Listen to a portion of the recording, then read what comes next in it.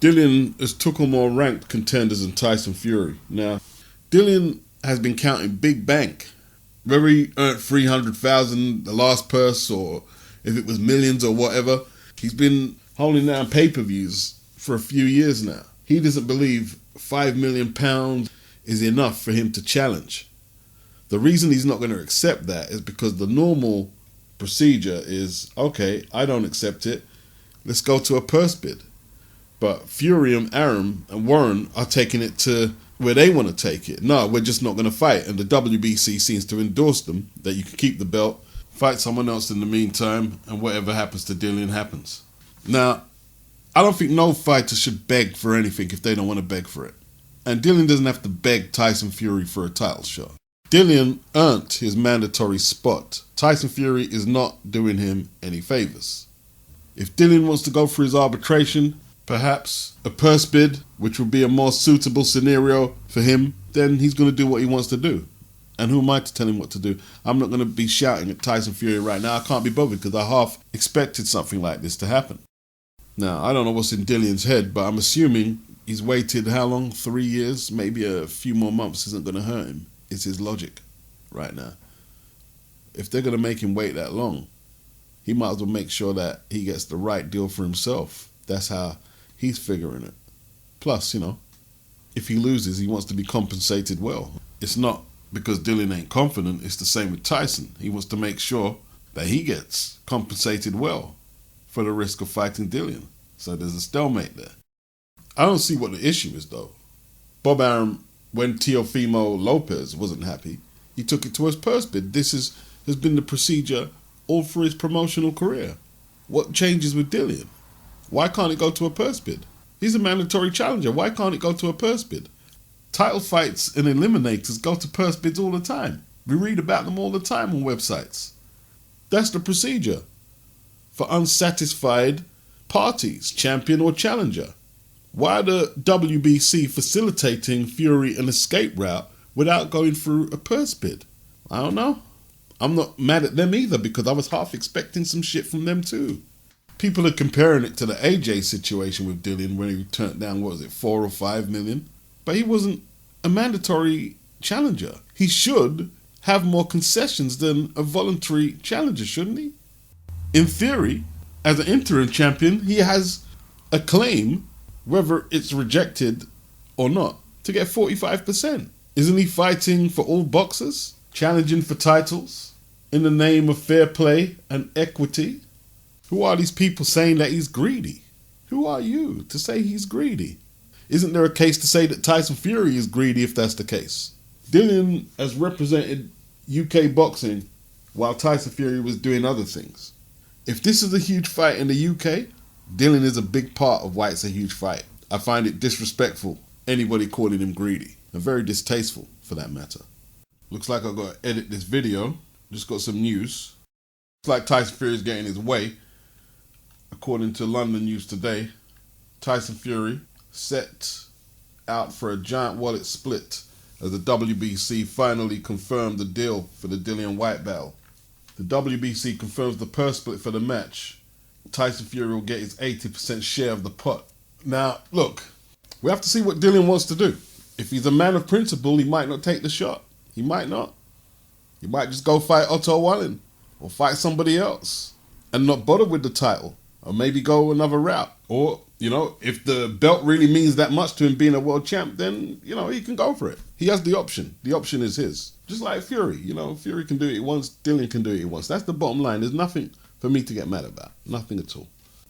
This is to Dave Coldwell and any of the media or boxing fans, and for the most part, British boxing fans and media. If Derek Chisora, in your eyes, should be so shook to fight Deontay Wilder, you know what he should do next? He should hang him up. If Dave Coldwell thinks that Chisora, who fought Vitaly Klitschko, David Haye, Joseph Parker, unbeaten Robert Helenius, Dillian Whyte twice, this one, that one, and whoever, if he should be fearful of Deontay Wilder, he should hang him up. Dave Coldwell shouldn't be telling Eddie Hearn to put the sherry away. You should be telling Derek Chisora, I want to see you hang him up. There's too much boxing fans.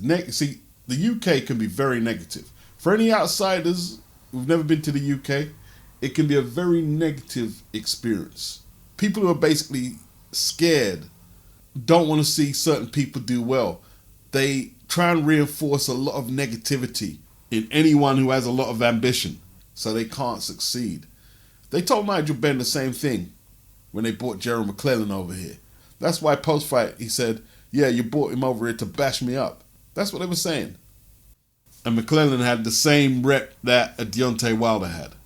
Too scared and too like bigging up Eastern Europeans too much and Americans. I understand the Americans more because, you know, they've done more in boxing, but the way they talk about Eastern Europeans, Mexicans and Americans, that's why our fighters can't succeed a lot of times. They buy into the hype.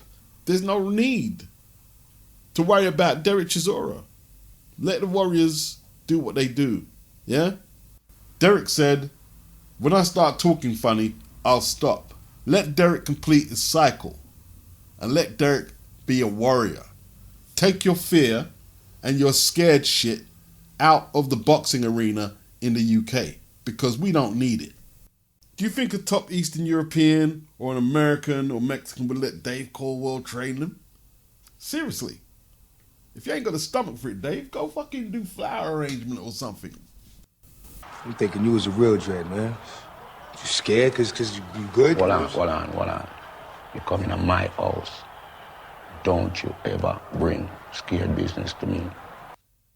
I was kind of hoping that she would sign with Eddie, you know. The American promoters are just a little too relaxed with the pace they're trying to accelerate women's boxing. Like Alycia Baumgardner, with her looks and fighting style, should have been snapped up by one of the top American promoters. But Eddie Hearn's got in there, and she signed a multi-fight promotional deal with Eddie Hearn and Matchroom. Earlier this year, she knocked out Terry Harper to win the WBC and IBO World Super Featherweight titles, and it was a brilliant display. I think Eddie put all the stops out here because he didn't want her to go to Sky. That might have been a only other option because Lou DiBella, he doesn't seem to be really pushing for the women these days. What's he doing with Amanda Serrano? It seems to be all about Serrano and Jake Paul doing this deal with Eddie to make the Katie Taylor-Serrano fight. So I don't know if Lou's that infused by women's boxing. He's more focused on the Australian kid, isn't he? Cambosos. Bob Arum, I don't think Bob Arum is actively scouting for talent. I think someone else is doing it. Bob's just fronting it as the face right now. And your man Al Heyman, he just doesn't touch women's boxing at all. Golden Boy, they've got some women signed up and they do a lot of women's fights. But Eddie Hearn it is. Look forward to seeing her back over here, to be honest. You know what I mean? Like, she was a breath of fresh air for women's boxing, as far as I'm concerned. Charles Martin just revealed he was in negotiations to possibly get in a fight with Deontay Wilder, but the arbitration swung Wilder's way, so that was the end of that. He says he would have shocked Wilder. He lacks in a lot of areas. He says that he's hard to hit. He doesn't come in straight lines, and he reckons he would have beaten him. Well, we'll never know, Charles. We'll never know. Now, he's fighting Luis Ortiz next week in an IBF eliminator. This is absolutely shocking. Both Charles Martin and Luis Ortiz have turned down the Philippe Hrgovic fight only for the IBF to put them forward in an eliminator. Is it a final eliminator or just first phase? This is shocking. This shouldn't be an IBF eliminator if both of them turn down the opportunity to fight Philippe Hrgovic in 2021. This is shocking.